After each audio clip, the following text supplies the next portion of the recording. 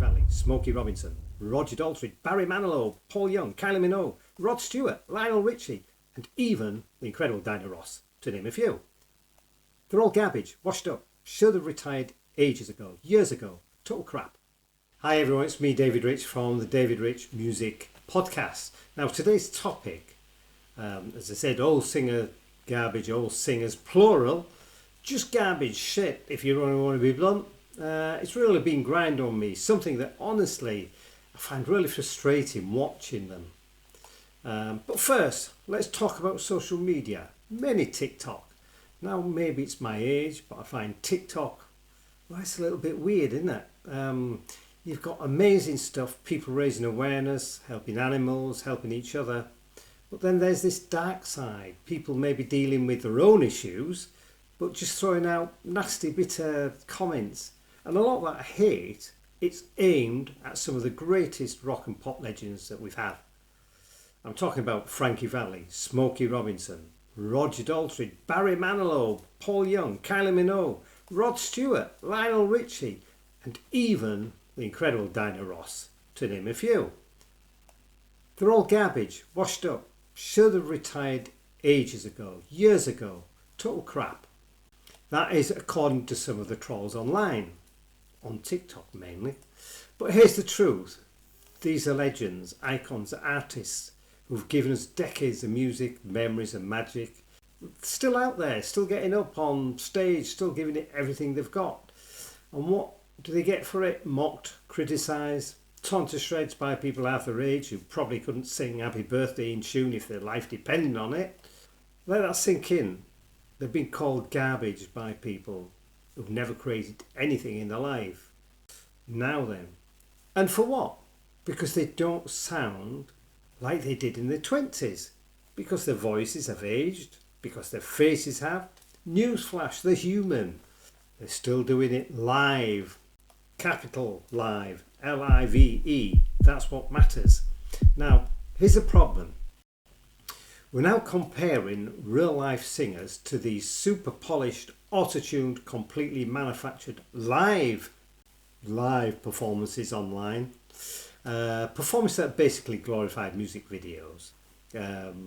People think they're watching genuine live vocals, but they're not. They're hearing pre-recorded tracks with studio trickery and heavy editing. That's just some of the videos online, but there's also the live shows that are doing the same things.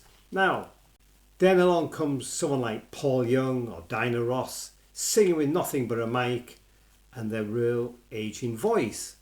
And they get ridiculed. Let me play some quick clips. These legends still bring soul, heart and decades of experience. So have a listen to these and see what you think. I'm only going to do small clips because it may well be that they'll have to be silenced anyway because of copyright and all the rest of it.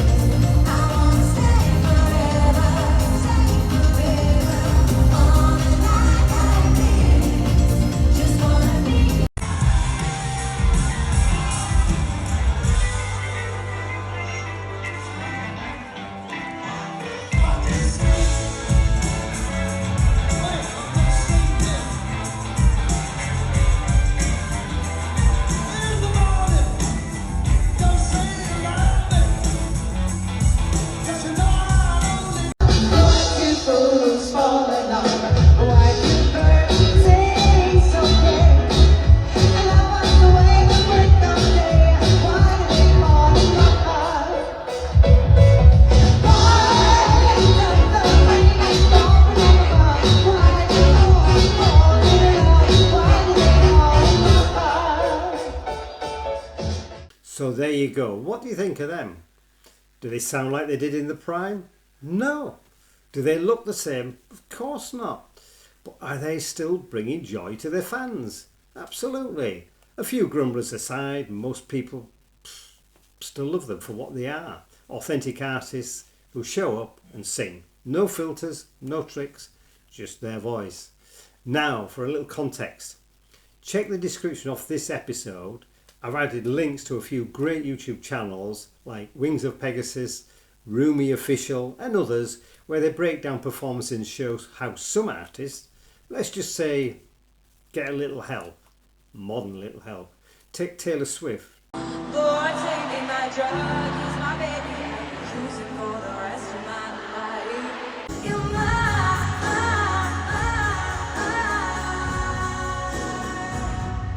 lover. Not keeping in the party back, some actress has to be what happened to you. That's what happened to you. Now the day you wake up and find out what you're looking for has been here the whole time. Dua Lipa.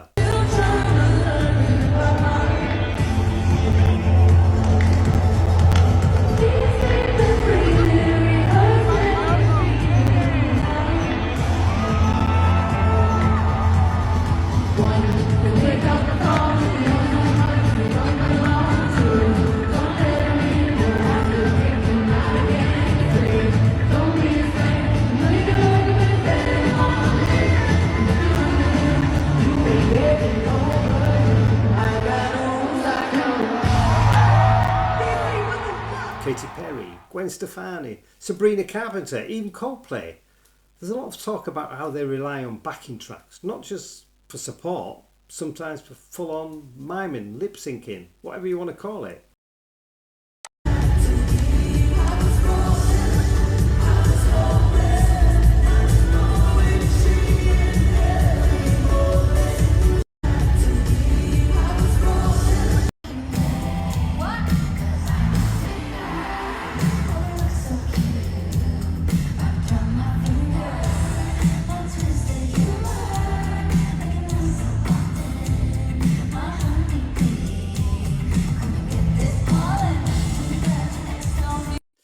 And again, I'm not just here to bash today's stars. A lot of them are really talented. There's a huge difference between using a bit of support and pretending you're singing live when you're clearly not. One channel even did a whole analysis on Gwen Stefani's performance at the AMAs. It was supposed to be live, but it clearly wasn't. I'll put the link again in the description. It's funny though, you see Coldplay, for example, gets mentioned a lot. People say, oh, they use backing tracks or backing vocals. But to be fair, their live shows are massive. It's a full-on spectacle. Light shows, or fireworks, a million moving parts. So sometimes they use backing tracks out of necessity, not deception. Now, I get that. You know, you can't do everything live. It's like when you're dancing and things like this. I don't have that problem about dancing, by the way. Same with Taylor Swift. Now, she's not really my cup of tea. I find her voice a little bit bland, but I'm sure she'll live with my comment. But she's smart. She's a great business sense. Massive tours, billion-dollar brand. Her performances, yes, a lot of backing, but fans don't seem to care. And judging by ticket sales, the formula works. But here's the issue. When today's stars mime, it's excused as part of the production. When legends sing live with imperfections, they're mocked. How is that fair? Let me show you a bit from another clip. This one's of Nicki Minaj. Again, not really my type of artist. She's kind of the opposite of Diana Ross. And the whole vibe is aggression and attitude. That's my opinion anyway. But she has fans and that's cool. Still, her lip syncing feels pretty blatant. I must admit, I've tried it myself and I can't lip sync. I'm all over the place. But just have a look at this with Nicki Minaj. It's quite comical, really. Microphone placement, interesting. Let's go to the beach, eat, let's go get a wave. They say what they gonna say. Have a drink, clink, found a Bud Light. Yeah, that doesn't there. It's just way lower in volume than the pre-recorded stuff. Also, like, are these the monitors where she's supposed to hear herself? It doesn't look like she's wearing in-ear monitors. I don't know. Okay, there you go. Now, imagine telling Roger Daltrey, 80-year-old I think he is now, yeah. Hey Rog, maybe just dust off some old vocals from your 20s on the tapes, get the tapes out and just mime over them. It's not going to happen, is it? It's proper on live. I mean, have you seen him here? He's still rocking it. And he still sounds absolutely fantastic, to be fair. Now, I know I'm sounding fired up, but it's not about knocking every new act. There are great voices out there. And I doubt that many of these artists have full control over how the shows are produced. Big money, big teams, they call the shots. That said, I've got to give a shout out to Oasis.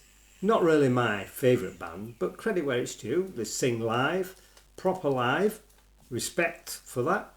I do like some of their music tracks, and I do a few lovely piano softly versions of their music.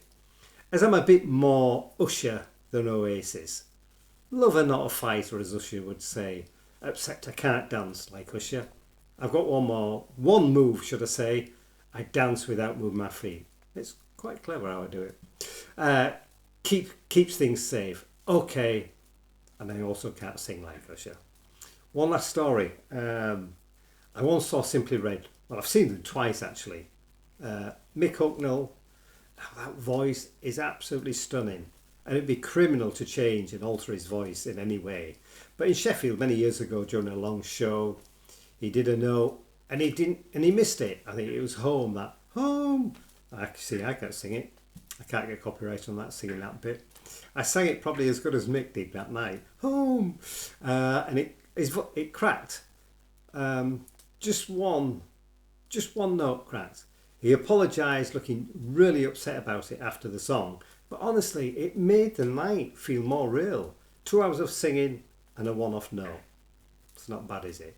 He was blessed with an absolutely incredible tone of voice anyway as well. So that's not failure. That's proof it's live. So you look, Freddie Mercury, George Michael, maybe they came close even to perfection, but even they weren't flawless every time. And that's what makes a live vocal so good, in my opinion. So, here's the takeaway. If you're paying for a live show, don't you deserve something real?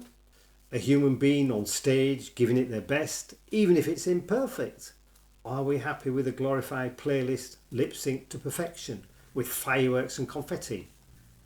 Personally, I'll take the raw, heartfelt performance over polished fakery every time, even if it sounds a bit off, even if it's a little messy, because at least it's real. Whether you love today's pop stars or the legends of yesterday, if you enjoy the music and you leave with a smile, then I guess that's all that matters.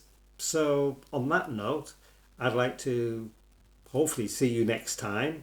Thanks for watching, and enjoy your music however you want to hear it.